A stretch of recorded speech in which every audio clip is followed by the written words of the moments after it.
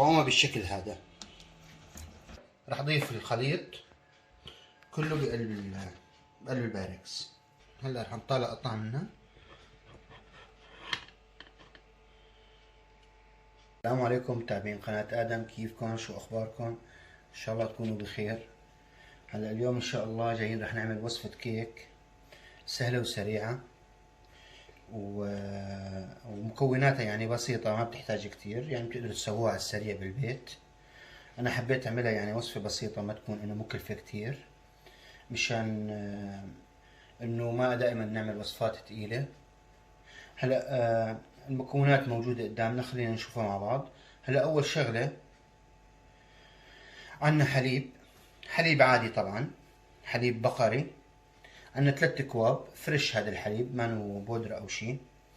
وعندي 3/4 الكوب سكر. طبعا أنا عم بستعمل بالكواب مشان تكونوا بالصورة، عم بستعمل هي الكواب المعيار العادية، يعني مشان ما يكون عندكم خربطة شو النوع الكوب اللي استعملته. استعملت هذا الكوب أنا.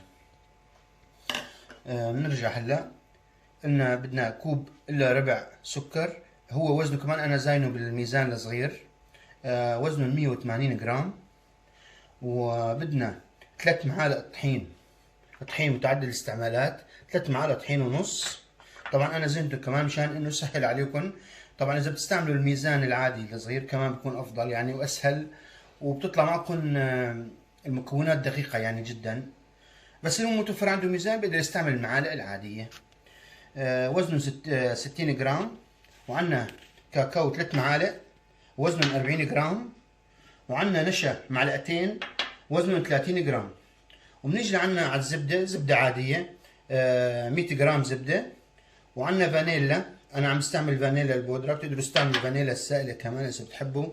معلقة صغيرة فانيلا سائلة أو ظرف الفانيلا البودرة، هذا بيجي وزنه 5 جرام. وعنا هون كريم شانتيه، هذا على شوكولا، هذا راح استعمله آخر شيء. هلا خلينا نبلش بأول خطوة مع بعض. هلا قلنا أول خطوة راح نحط المكونات كلها، هي البودرة. راح نحط السكر أول شيء، بعدين الطحين، الكاكاو، كل المكونات راح احطها مع بعض، البودرة والفانيلا. بدي احركهم على البارد اول شيء لحتى يختلطوا معي منيح. اول شيء بحركهم هيك، وهلا بضيف عليهم الحليب.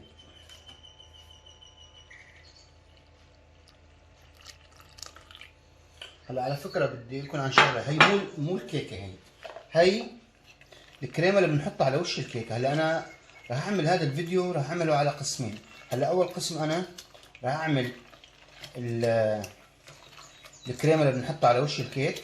هي الكريمة اللي عم نسويها هلا، وما راح حطيت انا كل المواد تبع كل المكونات حطيتها سوا هون مشان ما تخربطوا انتم فيها. حبيت احط مكونات الكريمة اول شيء اللي بنحطها على وش الكيك، وبعدين راح احط المكونات تبع الكيك.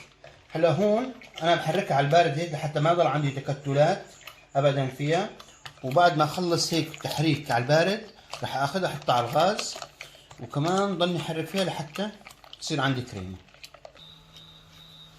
هلا انا حطيتهم على الغاز ومشغل النار عندي على الوسط، يعني ما أنا لا نايصة على الاخير ولا أنا قوية، على الوسط النار. طبعا ما بوقف تحريك ابدا، بدي تمني حرك فيهم لحتى يصيروا عندي كريمة، لحتى اوقف تماما، لحتى اطفي الغاز. هلا شايفين انا ضليتني احركها لحتى صارت عندي بهي السماكة. شايفين كيف السماكة تبعها هيك. هلا انا بالمرحلة هي راح اضيف الزبدة هون.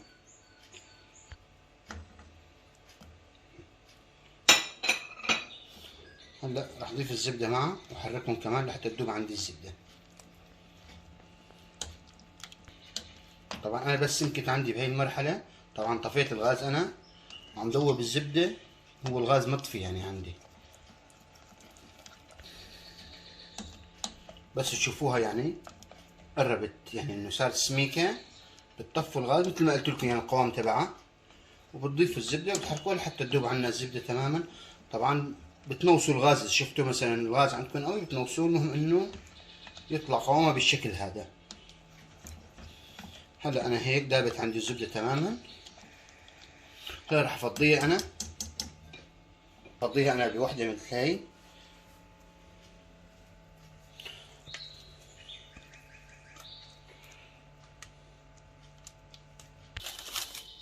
هلا انا راح اغطيها هيك عندي هون. انا بدي لزقها للنايلون هيك، بدي لزقه على الوش هيك. هلا انا غطيتها هيك، صارت عندي مغطية هيك تماما. هلا انا بدي اخليها لحتى تبرد عندي تماما، يعني تصير باردة. بعد ما اشوفها بردت عندي تمام بدي احطها بالبراد لحتى تصير عندي باردة. طبعا انا ضفت كل المكونات اللي حطيناها الا عندي كريم الشانتيه ما ضفته، هذا رح خليه ضيفه اخر شيء وقت بدي صب الكريمة على الكيك. هلا على كل حال انا عم امشي معكم خطوة بخطوة مشان ما يصير في اي خربطة. هلا هي بنتركها لحتى تبرد عليها تماما ونحطها بالبراد. هلا عملنا الصوص عفوا كريمة الكيك حطيناها لحتى تبرد خليناها. وهلا اجينا راح نعمل الكيكة. هلا اول شغلة هي المقادير قدامنا.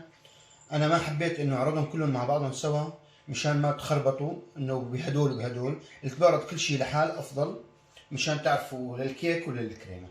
هلا اول شغلة نحن عنا طحين كوب ونص، وعنا 3/4 الكوب حليب، وعندنا نص كوب زيت. انا خليتهم بالكواب هدول مشان تعرفون بالضبط. سكر كوب، 3 معالق كاكاو طبعا من نفس الحجم اللي حطينا على الكريمة، هدول بيطلعوا 40 غرام.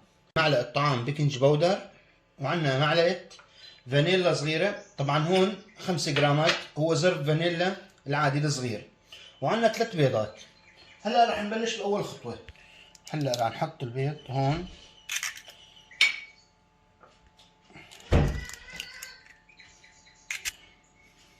هلا رح نجيب وعاء مثل هاي ونحط البيض فيها. هلا اول شغله رح نخفق البيض لحتى يتضاعف معنا، لحتى يتكاتف يعني معنا.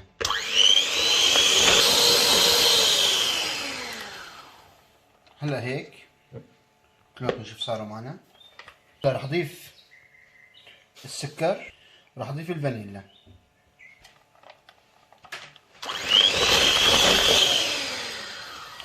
هلا انا خفقتهم تقريبا دقيقه لحتى صاروا عندي هيك القوام عندي كريمي بالشكل هذا مثل ما كنتم شايفين. رح ارجع اضيف الحليب وراح اضيف الزيت وبرجع بخفقهم كمان شوي. خفقناهم تقريبا نص دقيقه عنا. هلا انا راح اضيف الطحين والكاكاو. هلا راح نضيف الطحين.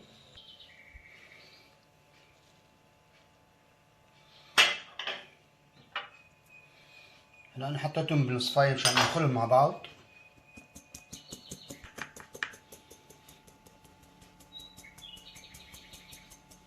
مشان ما يكون في عنا تكتلات يعني مثل هدول هون. هلا بنحركهم.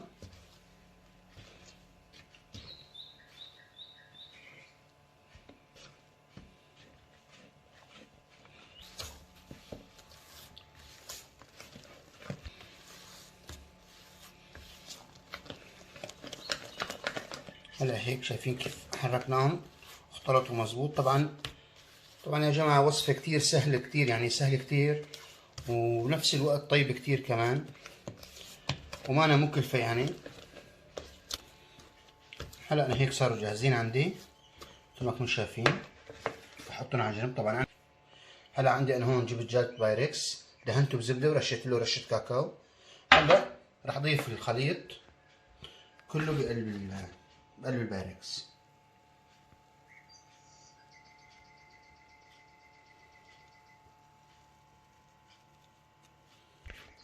طبعا انا هلا قبل ما افضيهم شغلت الفرن على درجة حرارة 180 لحتى يكون عندي الفرن سخن، يعني حامي الفرن ما يكون بارد.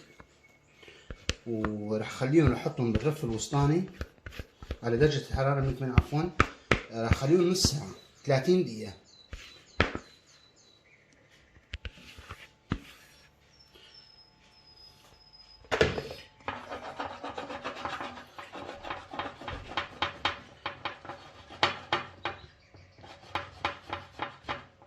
هلا هيك رح احطها انا بالفرن وبشوفكم بعد نص ساعة. هلا انا بعد ما طلعتها من الفرن هلا صارت جاهزة عندي هيك تماما الكيكة. طبعا انا خليتها تقريبا 35 40 دقيقة. طبعا انتوا وقت بدكم تحطوها بالفرن بعد نص ساعة، لا تفتحوا الفرن قبل النص ساعة، بعد نص ساعة بتفتحوا الفرن وبتختبروها بالعود الخشبي مثل هيك مثلا. إذا ما طلع شيء على العود الخشبي معناته خلص الكيكة تمام. إذا فتحتوها بعد نص ساعة ولقيتوا إنه اختبرتوها بالعود الخشبي لقيتوا طلع عليها كيك معناتها ما استوت لسه. بتخلوها تقريبا 10 دقائق كمان تانية لحتى تستوي معكم تماما. وهلا هيك أنا راح خليها لحتى تبرد عندي تماما تماما وبرجع أشوفكم بالخطوة اللي بعدها. هلا انا بعد ما بردت عندي الكيكه هون وصارت جاهزه. هلا شو بدي احضر انا. عندي هي الشوكولا، اصابع الشوكولا هي بدي ابرشهم بالسكين وبدي احضرهم للزينه. هلا بتقدروا تستخدموا اي نوع زينه انتم بتحبوه. هي الزينه موضوع الزينه اختياريا يعني. انا بدي اقطعهم هيك، ابرشهم بالشكل هذا هيك عشان زين فيهم الوش. هلا بعد ما برشت الشوكولا انا هلا جبنا الكريمه. طب هلا باردة عنا تماما هيك، شايفين كيف شكلها. هلا راح اضيف عليه انا كريم الشانتيه.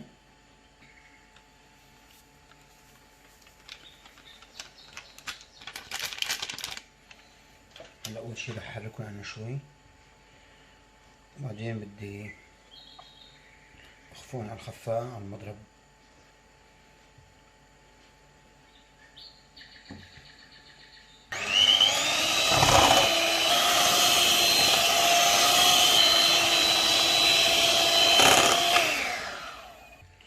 شايفين كيف القوام عندي؟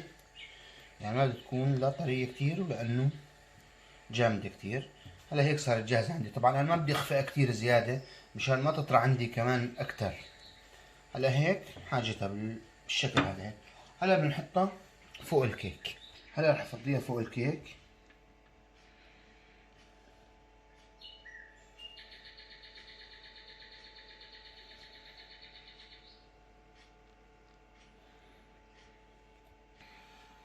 هلا بدنا نمدها على كل البايركس.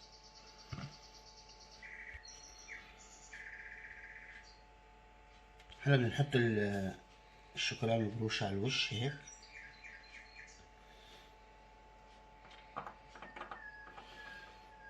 طبعا قلت لكم الزينة اختيارية.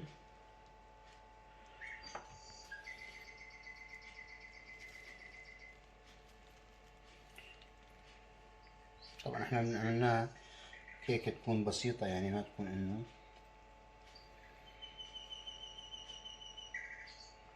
هلا انا هيك صارت عندي جاهزة. هلا راح احطها بالبراد وخليها ساعة كمان لحتى تبرد عندي تماما وتتماسك كلها مع بعضها، وبرجع بشوفكم مرحلة التقديم ان شاء الله. طلعناها من البراد صارت جاهزة عنا هيك. هلا رح نقطعها اول شغلة.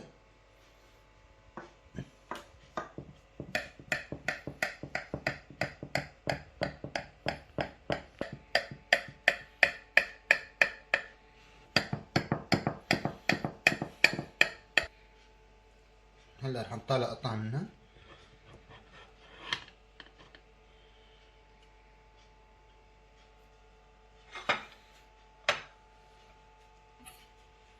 هلا شايفين كيف هلا بعد ما طلعنا هيك. هلا ليش الكريمه انتم بتفكروا انه تكون كثيره؟ مثلا هي ما كثيره، هي لازم الكريمه تسيل على وقت طالع القطعه من البايركس بدها تسيل على الاطراف هيك على الجوانب كلها يطلع منظرها حلو. هي يعني حلاوتها زينتها بالكريمه تبعها. هلا رح ندوق قدامكم كمان.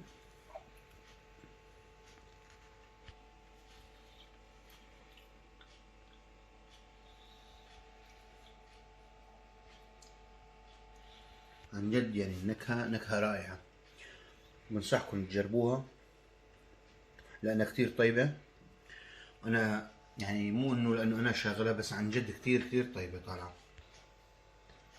هاي وصفتنا اليوم صارت جاهزة. أتمنى تكون عجبتكم وبشوفكم وصفة جديدة إن شاء الله. السلام عليكم ورحمة الله وبركاته.